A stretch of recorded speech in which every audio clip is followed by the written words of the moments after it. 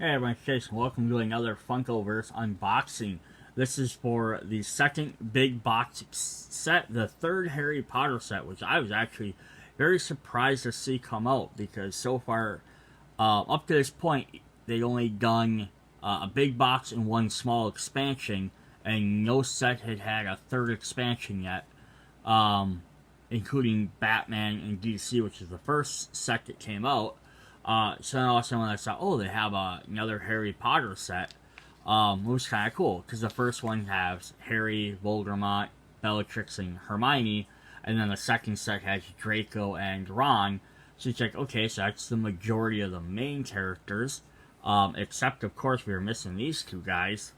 So yeah, it's kind of neat. This is like the teacher set, so it's kind of cool. So it's another big box set, so we have a big map, bunch of extra stuff. Instruction book, if you want to know more, check out my how-to video. And we're going to jump into what is in this set.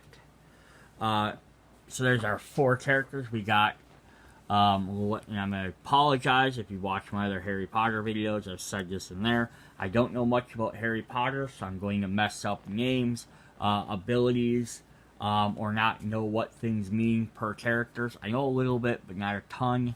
Not like you gave me a Marvel set. So we have Severus Snape, of course.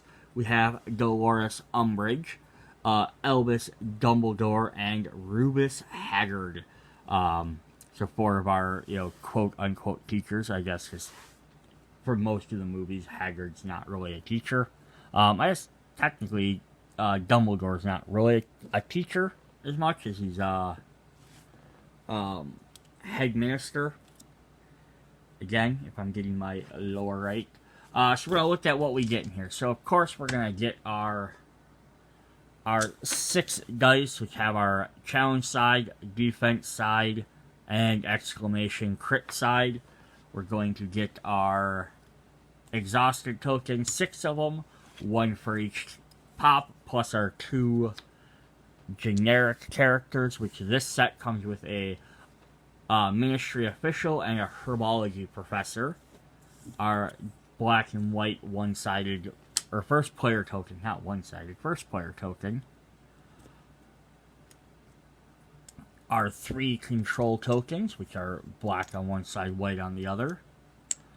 Our black and white flag and star tokens for rivals and flags.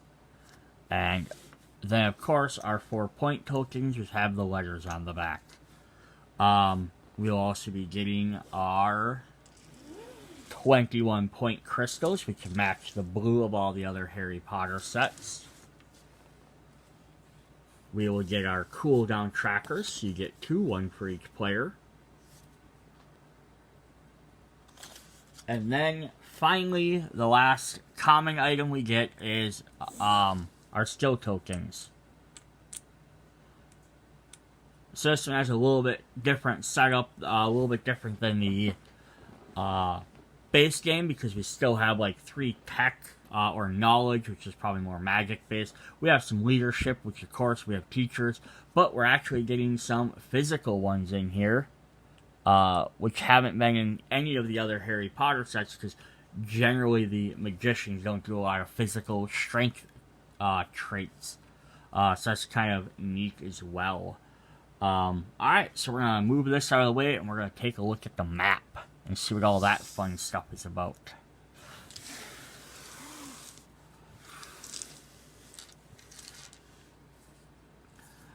Alright. Oh, knocking stuff down left and right. Alright, so our first map we are going to look at, if I can get it all unfolded, is this big old one right here. So this is the Ministry of Magic, and I only know this because I have a little card in front of me that is telling me this. So this is a fairly openish map. Each of the different big statues have a ring around them, so you can't go to the fountain or to that statue. And there's little piles of stuff there that you have to go around, and then there's little circular tables on the outside. But other than that, you can kind of freely move around in the middle. So it's a little run around mode. So let's look at the different scenarios you can play here. We have control. So you start in the top and the bottom, and you're trying to control points throughout the middle. Kind of neat there. And then the other one is, of course, the flags. Just, again, more general ones. They're in every game. To capture the flags, you get to your opponent's starting area, take their flag, try and get back. It's kind of neat where they're located, because that means you have to either go like way around this way, you could go around this way, sneak around some of those. So that's definitely kind of neat. Alright, so let's look at this stuff in here. See what interesting things we can find. There are a bunch of paper planes. I don't know what those are about. There's a stack of newspapers. I think that's newspapers. Some sort of documents. Some pink packages. Again, these things might all have some sort of significance in the Harry Potter universe that I don't know anything about. Or at least not enough to tell you. But it's fun to look at it. Some different other things there. Statue depicting some different creatures. There's one of the airplanes in the water. My guess is probably a scene from one of the movies. Some of the airplanes are way over here. Some more of them pink packages. The newspapers in the middle. If we flip the board to the other side, we have more of these paper planes. This statue of this wizarding guy.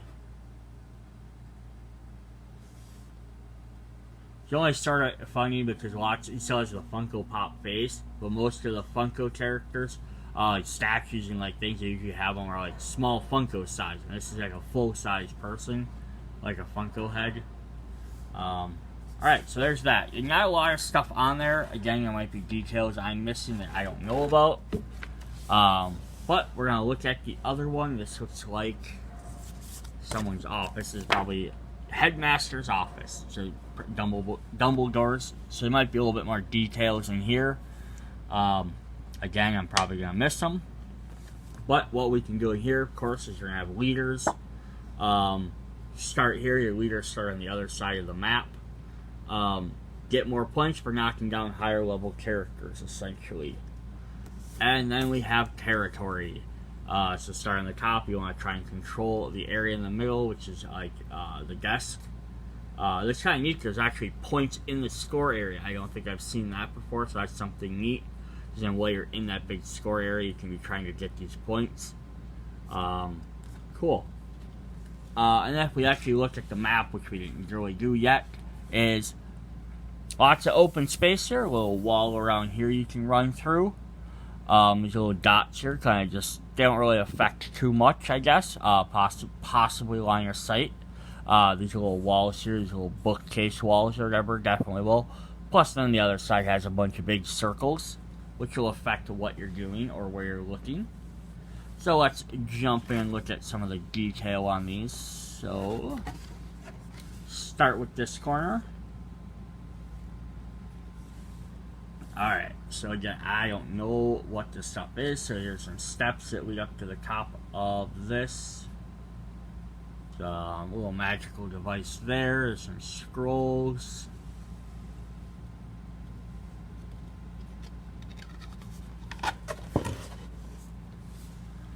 Here's Dumbledore's desk itself.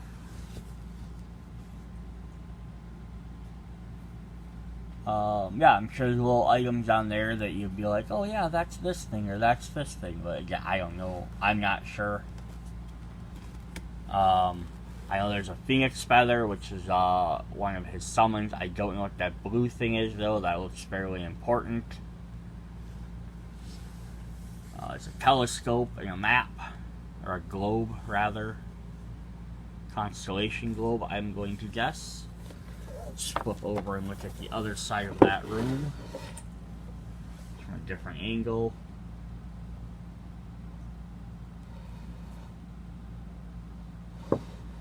Alright, now let's move to the other corner. I'm I'm sure this is something important. I really wish I knew more about this. But I wasn't about to go watch 7 movies just so I had possibly a little bit of knowledge about a board in a game.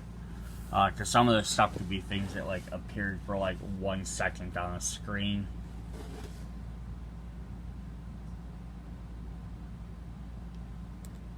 There's a little like castle. Alright, so that's what we got for our boards. So if you're looking for a new place to play, let's jump in, let's look at the actual characters themselves and their cards. So we like to look at our generic cards first. So we got the Herbology Professor and the Ministry Official. Nothing spectacular there. Our first character we want to look at is Dolores Umbridge. So here's her little little pink coat on. So her wand is spirally with like a pink band on it. She's got a ring there. Nice little details. So what is she going to do for us today? She has her special ability. She has 1 defense as well. I say as well because a couple other Harry Potter characters have it, but generally characters have 2 defense, including the generic-y characters. So she has High Inquisitor. When Umbridge does an ability, she may choose a standing ally she can see within 4 squares. Do the ability as if Umbridge was in that ally's square. Ooh, that's actually kind of cool. So she can basically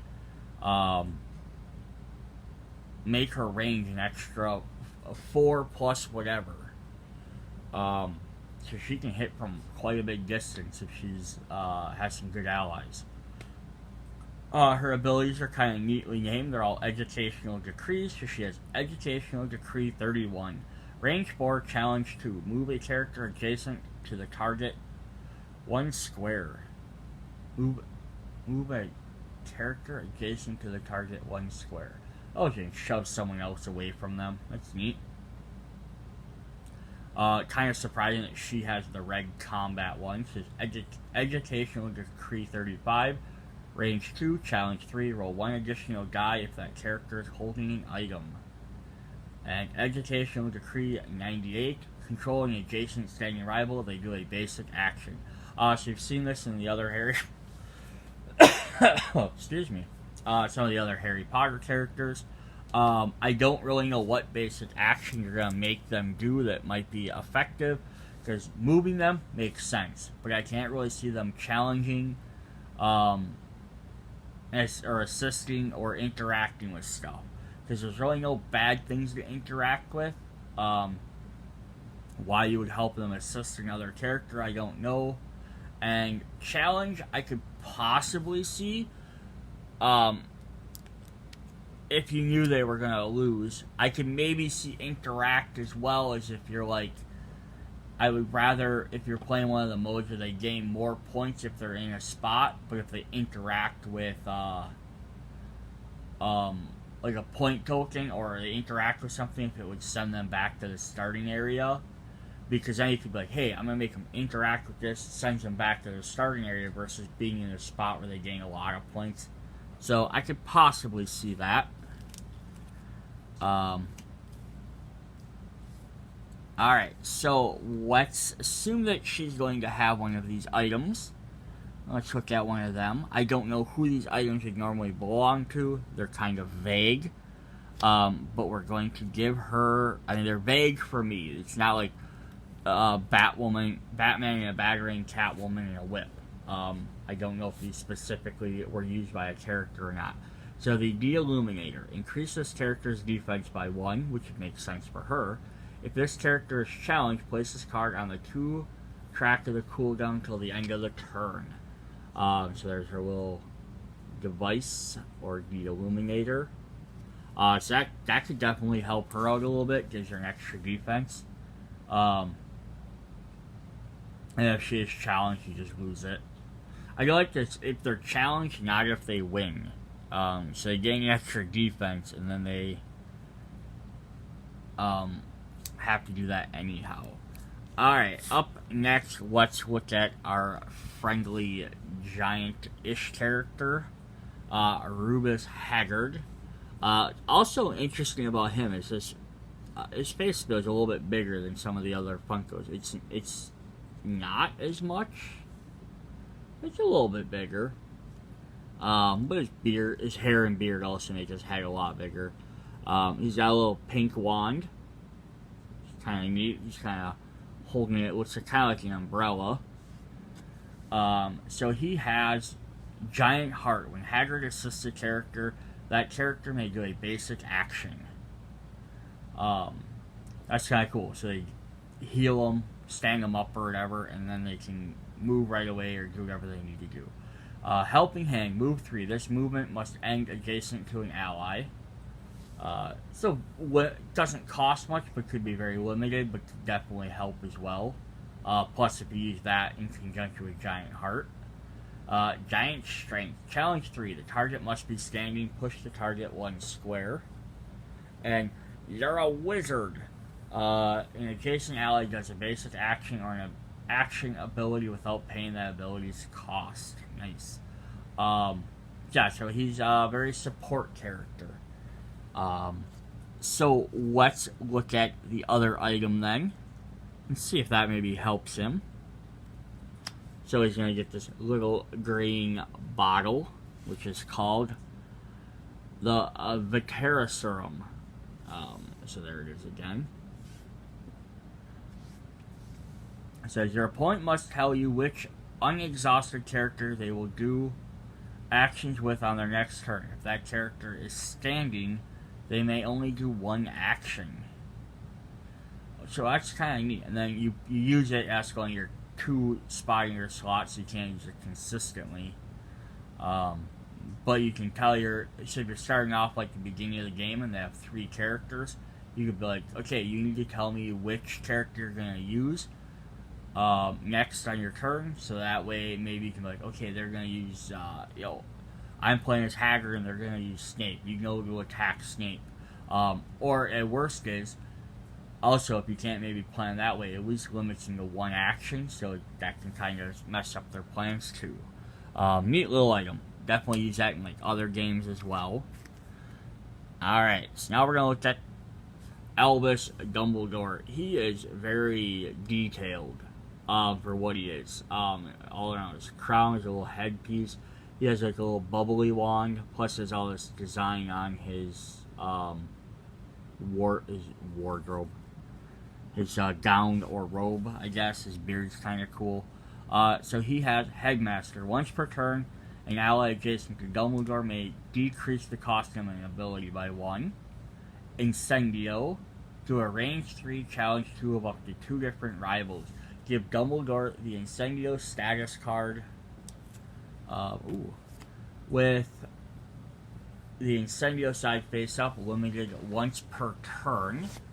I grabbed that card. I apparently didn't have it in my stack.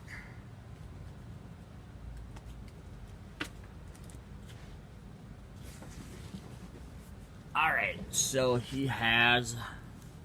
I'm going to pop this off quick. So it says, do a challenge up to 2 rivals. Give him the Incendio status card with the Incendio side face up, limited once per turn. So that way you're not reducing his effects or using like Hagrid's ability to use it for free a second time. So it's going to specify his name up on top. Lots of the other status cards, such as like Snape's, will have it on the back. But this is a double-sided card. It says, at the beginning of Dumbledore's turn, do a range 3 challenge 2, flip this status card. So that's kind of neat. So he does it once, does a 3 and 2 to up to 2 different rivals, and then the next turn he gets to do it again. And then you have to flip this over, which says, Dumbledore may not use the Incendio ability. Discard this when Dumbledore becomes exhausted. Okay, so that's kind of neat. So basically, he uses Incendio, targets 2 characters. Then his next turn, he can use it for free to target 1 guy. And then he can't use it that turn. Cool. That's kind of a little bit different skill. Haven't seen before. His other ones are Petrificus, Totalus, range 3, challenge 4. The target must be standing. I like that its range is powerful and or far, and its challenge is powerful. I wish it had something because it's petrification. Would have been kind of neat if it, like, if successful or if you did extra damage. Like maybe they only get one action next turn or something like that. Although I get it because there's only so much room on the card. And then Depluso, moving adjacent character 1 space. Alright, so this is some interesting abilities. Alright, so then our final character, the one everyone's been waiting for, the one people will buy this box for, is Severus Snape. And he's just got like this straight black wand, which is really cool. His robes are open on the side. That's really neat. I like it. Every character looks very different. Because they're all robed characters. I mean, even the students they all look about the same because they have school uniforms. So like the teachers all look very different. So he's a half-blood prince. Before Snape or an adjacent ally does a challenge, you may place Severus Snape's status card on 3 of your cooldown track to add its effect to the end of the challenge. Alright, so we'll look at that. You should place 1 of his status cards on 3 of your cooldown track to add its effect to the end of the challenge. His regular abilities are Defenado, range 4, challenge 2.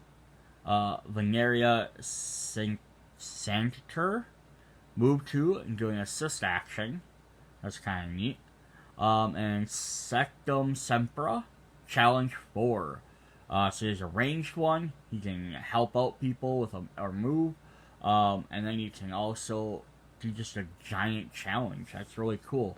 But his big thing is, this is lots of special effects like all the other characters, because he gets 3 status cards. So, one says, Bottled Fame. Shifting ability token on your track down 1, the status cannot be discarded.